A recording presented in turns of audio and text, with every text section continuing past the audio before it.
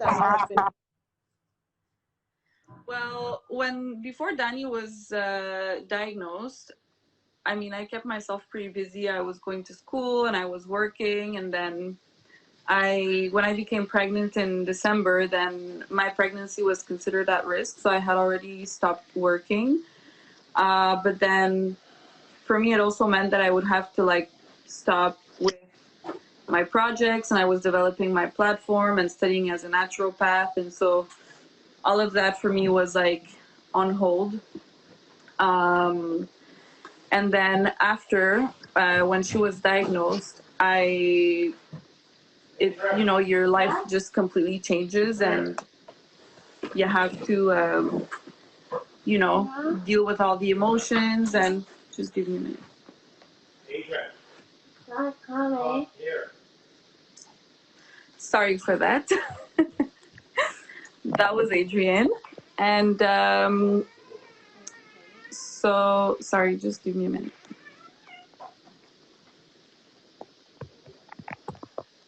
Okay. So basically, once, like you said, when Dani was diagnosed, everything started with hip pain, and we didn't really think anything of it. So we sent her like twice to the doctor in 4 days. And so we received the diagnosis at midnight, and Dani was sleeping at the time, and we were transferred to hospitals a couple times. And so about 10 hours later, she was diagnosed. The doctors came to see us, and they really explained to us what everything meant, and they explained to us that she would be in treatment for about 2 years.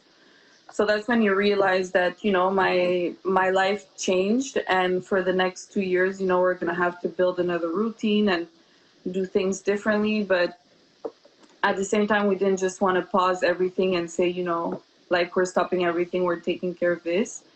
We knew it was going to be temporary until we could get past our emotions and everything. And then once everything would be kind of back to normal, we would be able to just pick back up where we left. And so for me, it was very difficult to have that diagnosis, because I think for everybody it's the same thing. You can never expect for your kid to just become sick from one day to the other, especially Dani was living a very healthy life. Like, I learned from my mom to, just cook from scratch and not go to restaurants and like do all these things that, this is just how I grew up.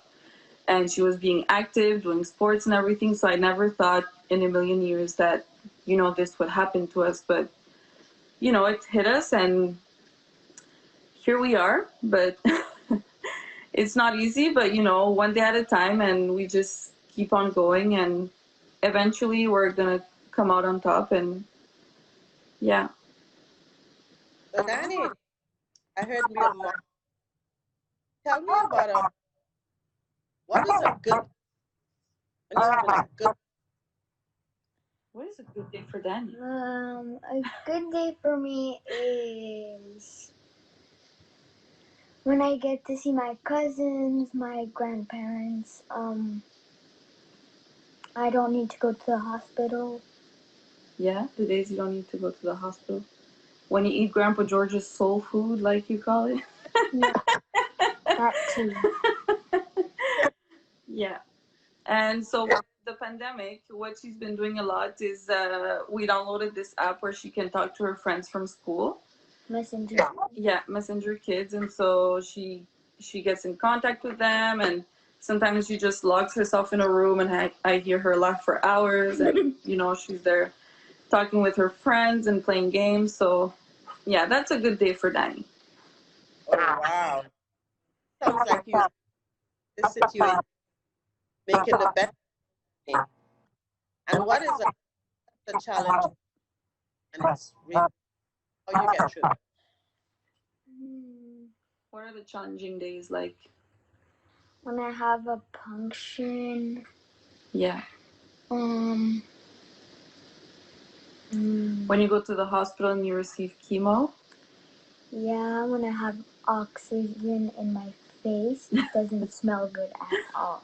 Yeah, because when she has lumbar punctions or spinal punctions, she normally she would be in like general anesthesia, and so whenever she wakes up, she has oxygen in her face, and then she feels sick, and then whenever she has punctions, they also give her chemotherapy. So the week that follows, it's like she has all these side effects, and it's very difficult for her. But it's cycles of 3 weeks, and then in those 3 weeks, she has 1 week of chemo. So that's the hardest week. But then she gets a break, and it's all good days. At least I have a break of 9 weeks. Yeah, you had a break of 9 weeks. And her being at the, and Danny crying about it.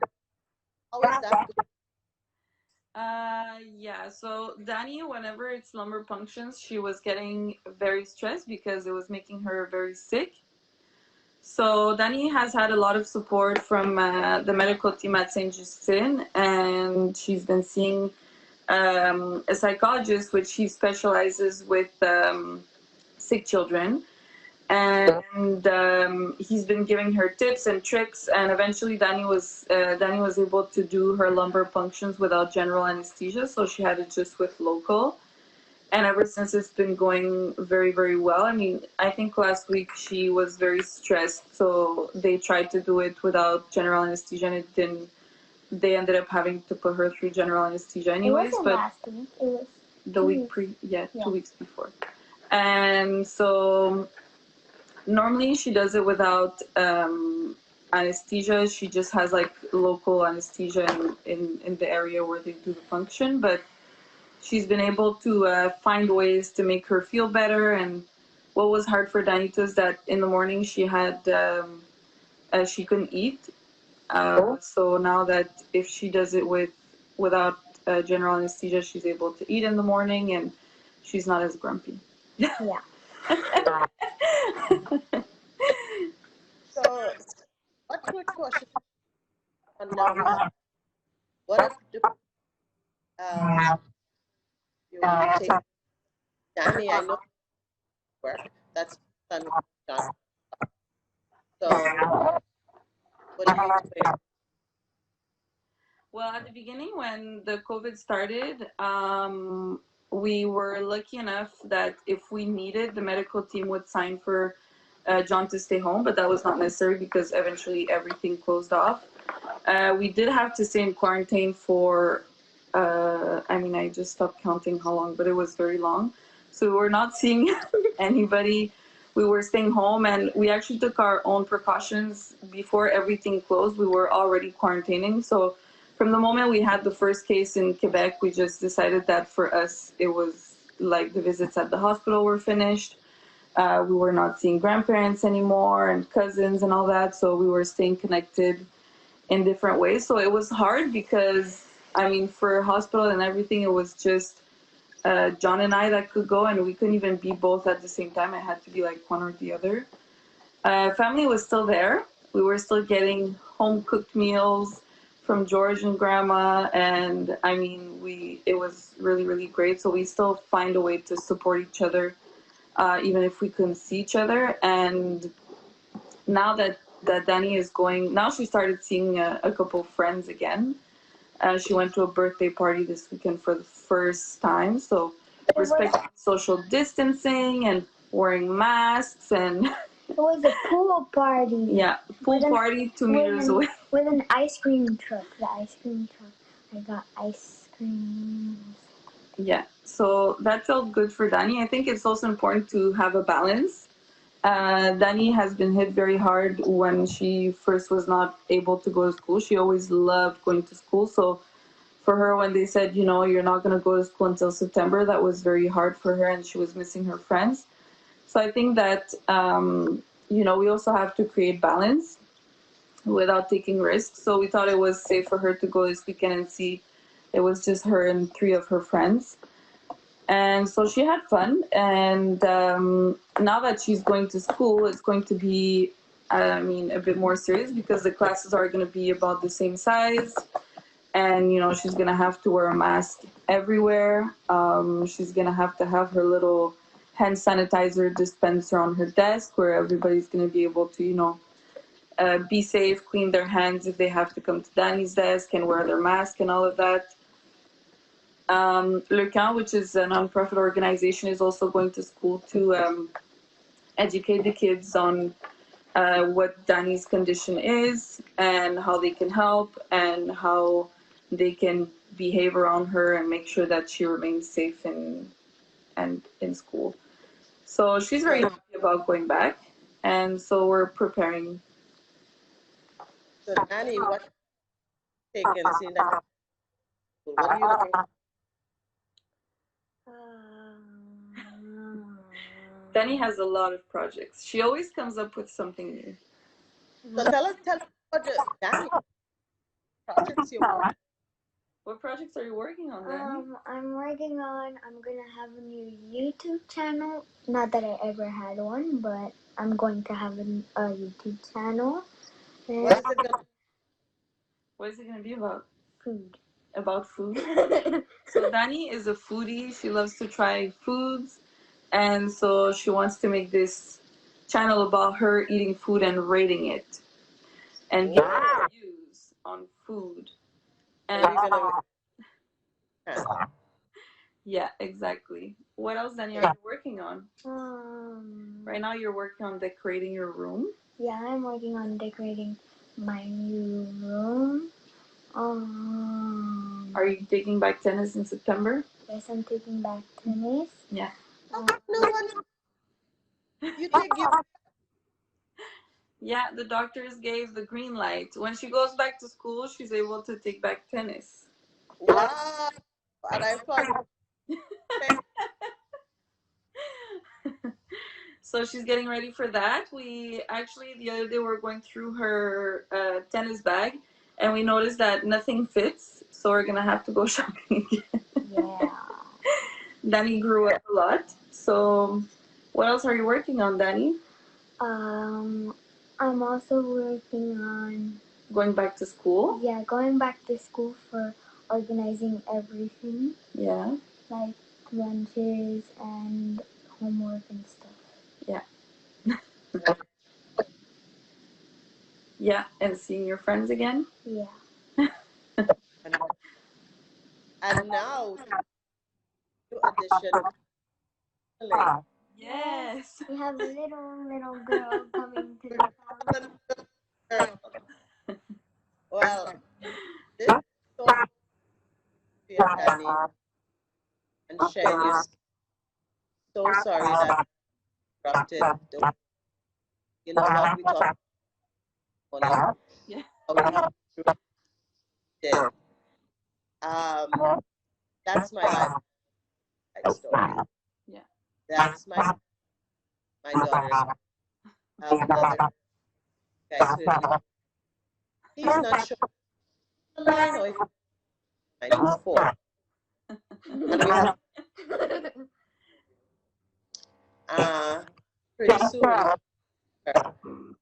But when we talk about your best life, even when things, this is what it is.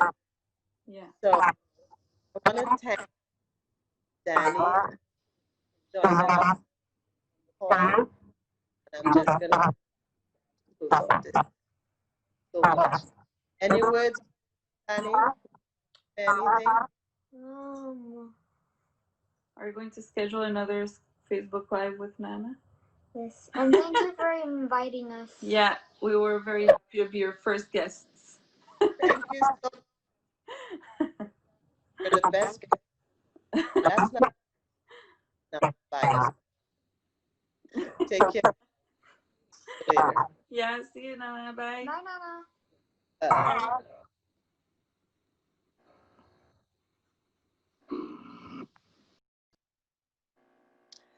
Wow. That's Dani and Sophie, as you guys have just met. That's my granddaughter. She's 10. She's battling leukemia. She has 2 years ahead of her, and we stand with her. We stand with Sophie as a family, and we keep moving forward. So when we talk about living our best lives, even in times of uncertainty, it doesn't have to be a pandemic. Life just happens to us. And when life happens to you, a lot of times you just want to run and hide. And many times you do, but you can't stay hiding. You have to come out. You have to be the phoenix and rise above the ashes. As I said, 2019 has been quite a year.